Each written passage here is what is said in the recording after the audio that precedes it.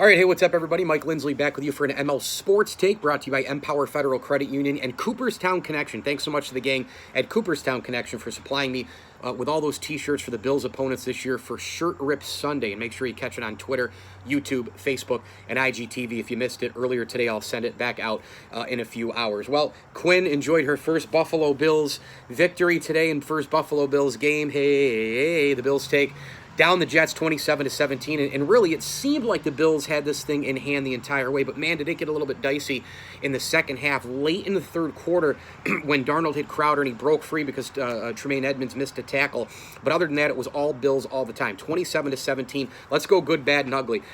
I think number one, the good is just clearly that the Bills beat a bad team by double digits.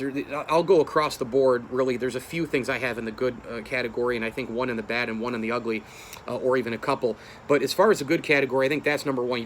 You took care of business. You beat a bad team by double digits. Number two, it's a divisional win. Number three, Josh Allen was spectacular with the arm and on the ground for the most part, except for those two fumbles. We'll get to that in the bad category. Obviously, the Bills' defense is absolutely in midseason form. They've got potential now to be a top three defense in the league or even a number one type defense. They're that good. I mean, they were all over Darnold all day. They were stuffing the run. They were blanketing the wide receivers, and frankly, they were creating turnovers as well. They almost had 2 or 3 or 4 picks in this game. Milano gets an interception. They had a multiple 3-and-outs early in the game. So those things were all really, really good. I thought they were very disciplined today as well, limited the penalties, and Sean McDermott absolutely wailed on Adam Gase in terms of coaching in this game as well. A lot of good things, too, coming from the newcomers for the Buffalo Bills. I thought Addison was all over the place, had a bad face mask late in the game. No biggie there, but he was all over the place. Gabe Davis got a catch early, got another catch in the second half. He was fantastic. Zach Moss was terrific and seemed to get more of the carries and more of a favoritism than Devin Singletary for sure as well. Let's get to the bad, and the bad would be that I am sick and tired of Brian Daboll running read option plays for Josh Allen. Enough is enough. This kid's going to run because he's a competitor anyway. He's going to run quarterback draws up the middle. Enough is enough with the Josh Allen designed runs. Play the numbers in your favor. Don't play them against you.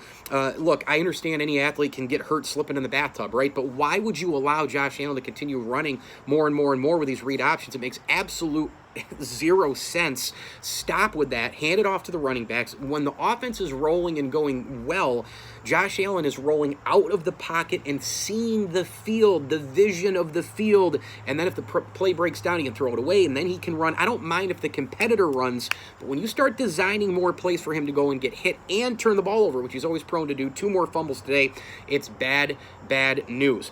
Also from the bad category, in my opinion, was late in the game, of course. The Bills kind of did let the Jets in, and they weren't finishing as many drives.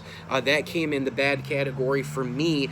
I'm going to throw in the bad category that it was really weird watching the game without Bills Mafia at home. And I thought, at times it's kind of normal when you're watching the game, and all of a sudden, like, third down hits, and you're like, oh my God, this is so different. But look, I'd rather have it be weird, and I'd rather have games, thank you, Cooper, than nothing at all, right? And so that's something to at least be thankful for. And in the ugly category, well, I'm going to throw the Jets in there because they're freaking terrible. This is like a 3-win team this year. Le'Veon Bell got injured. I mean, they're a complete and utter disaster. And I would also throw in the ugly category Tyler Bass. Remember, the Buffalo Bills benched Stephen Hauschka for Tyler Bass, the youngster at Georgia Southern. He was awful today. Now, listen, I understand that the refs missed a kick that actually went inside the upright up top, and they did not review it because they can, apparently, if it goes up top over it, which makes no sense to me. But that kick was good for 3 points. Tyler Bass missed horribly in this game. A couple of, I guess the stats will tell you a couple of times, but really, the next kick was horrible. And then even the one that he made late in the game, to get an extra 3 points for the Bills, absolutely was just pushing it. It still went in, but my God, he pushed it to the right still. He had a horrible day. Hopefully, he just got some jitters out in week 1, and he moves on and becomes the kicker the Buffalo Bills hope. Because, good Lord, cutting Stephen Hauschka for a performance that could happen over and over again like that today could cost the Bills big time. Mike Lindsley with you on ML Sports Take. Buffalo Bills take down the New York Jets. Thanks to Quinn for joining us as well.